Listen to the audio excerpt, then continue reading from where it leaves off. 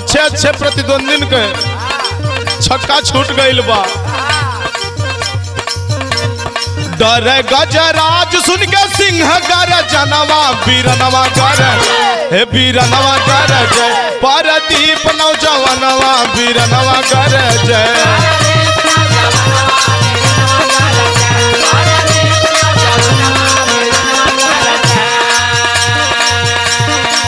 गजराज माने समझत हुआ लोग बता दी।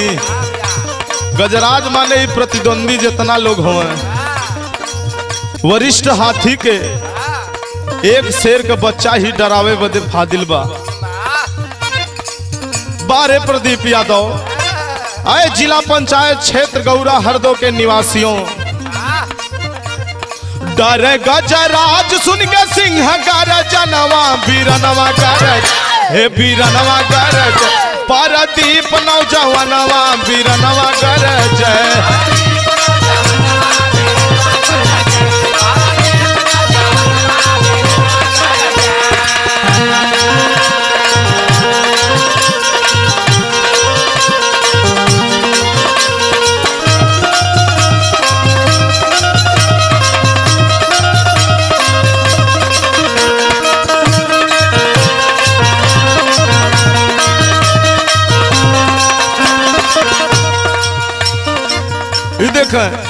दूसरा लोग जात पात पे राजनीति कर रहा था, लेकिन हमारा प्रत्याशी प्रदीप यादव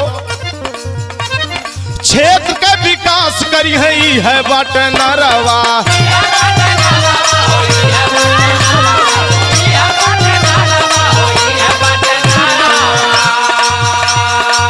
जिला पंचायत क्षेत्र गौरा हरदो के समस्त निवासियों से मेरा निवेदन है, परहित का भाव मन में बनी है सहारावा।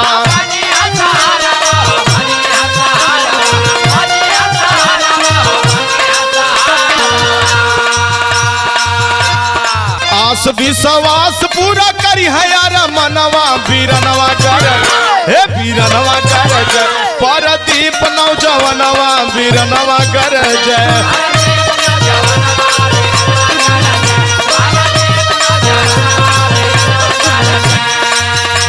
प्रदीप यादव जिंदाबाद, प्रदीप यादव जिंदाबाद, प्रदीप यादव जिंदाबाद।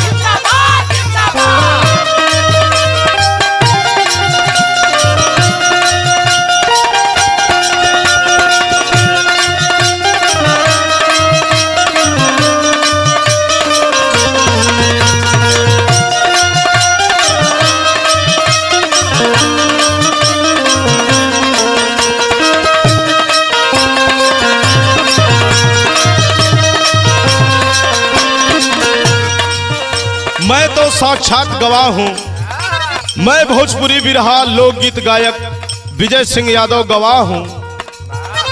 आपने साइकिल यात्रा तमाम जिलों में अपने कुछ बंधु बांधवों के साथ, कुछ हित मित्रों के साथ आपने साइकिल यात्रा कई जिलों में किए और जनता को संदेश देने का काम किया है आपने। मैंने तो प्रदीप को बड़े निकट से देखा है।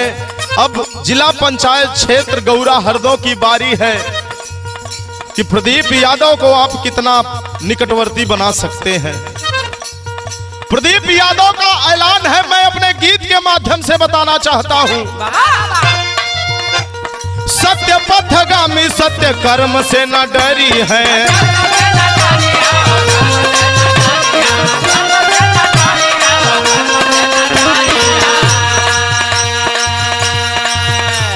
सत्य पथगामी सत्य कर्म से न डरी है।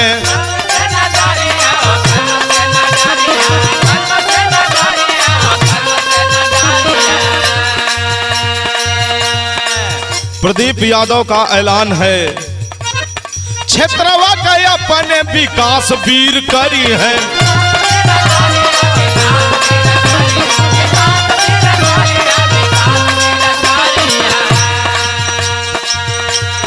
जन जन के पूरा करी है सोचल सपनवा वीरनवा कर हे वीरनवा कर परदीप नौजवानवा बीरनवा गरजै।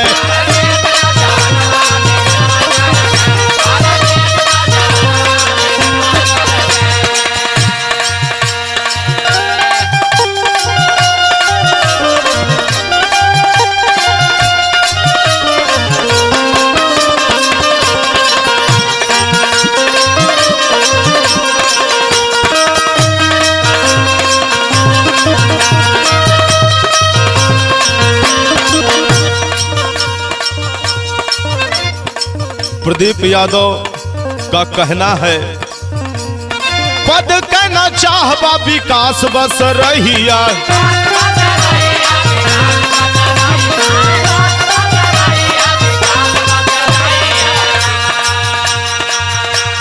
क्षेत्र के विकास बदे बनी जा सहैया।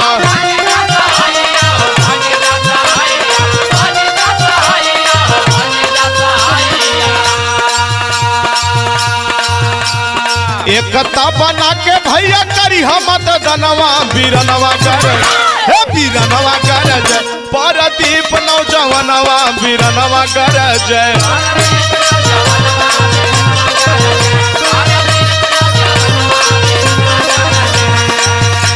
प्रदीप यादव जिंदाबाद, प्रदीप यादव जिंदाबाद।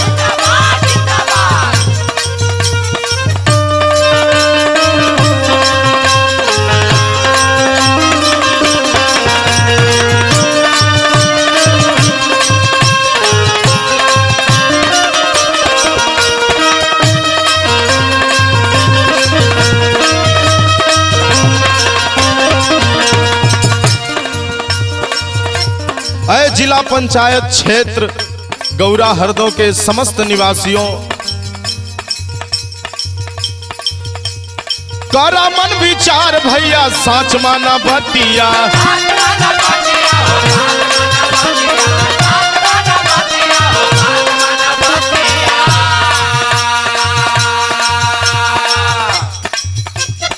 अनमोल वटवा के समझ कीमतिया,